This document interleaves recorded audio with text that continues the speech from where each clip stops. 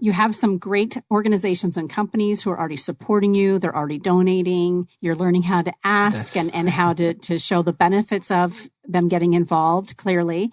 So this is just one more way to get the word out. Mm-hmm. Shout out to the NBA and Cardinals. Phoenix They Suns, donate Cardinals. tickets for us, and we have family nights free of charge, and we have such a good time. Just celebrating families. Just celebrating family. We've gone to the baseball games quite a few times this year. Yep.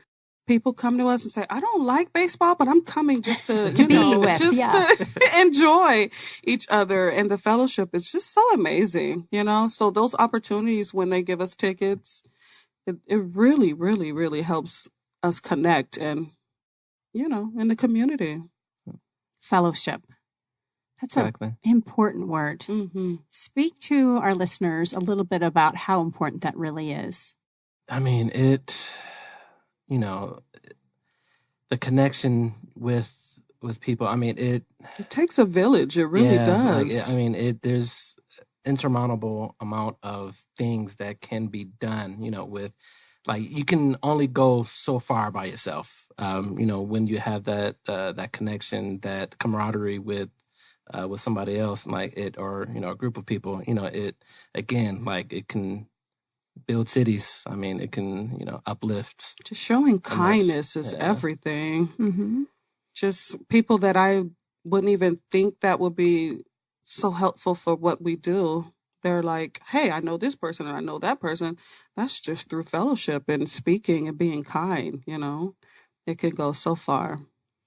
On the beginning of the segment, I mentioned that our location sponsor is Conscious Capitalism of Arizona, and it's a nonprofit that's worldwide. Started the concept and the movement started with Whole Foods and Home Depot founders, and has just spread really across the world. And it's this idea. So the word capitalism can be a real dirty word for people, right? Especially here in the U.S. and where we're at politically with all these diverse ideas about which direction we should be headed.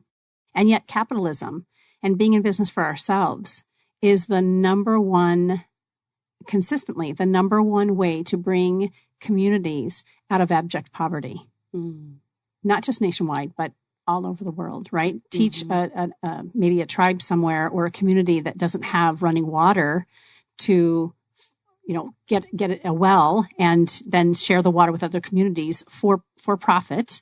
Right. And so the word conscious and capitalism oftentimes don't really seem like they fit really well together, because how can you be a capitalist and want money and be conscious? and what we're talking about today as we talk about Love Thy Neighbor and who I represent as a business person is we can be both. We can make money, nonprofit or for profit. Mm-hmm. We need to fall in love with the exchange of currency for goods and services all over again. Because when we do, we're saying, I'm of value. You're agreeing that what I have to offer is of value. And then we can teach others to do the same. Whatever, maybe it's somebody comes to one of your classes and they paint for the first time. Mm-hmm. And that kid gets starry-eyed and says, oh my gosh. This is I bet you do. Yeah. Or the little kiddo who's very shy and gets out on that dance floor and then ends up teaching the next right?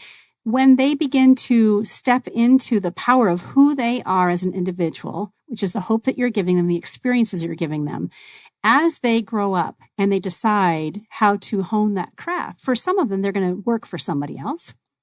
But for others, they may become entrepreneurs. Right. And conscious capitalists, we believe in 4 tenets, and we want to make sure that it is about fellowship, it's about giving back, it's about honest business practices, and finding a way to make money along the way so that, again, we can do everything that we're doing only at a much bigger level.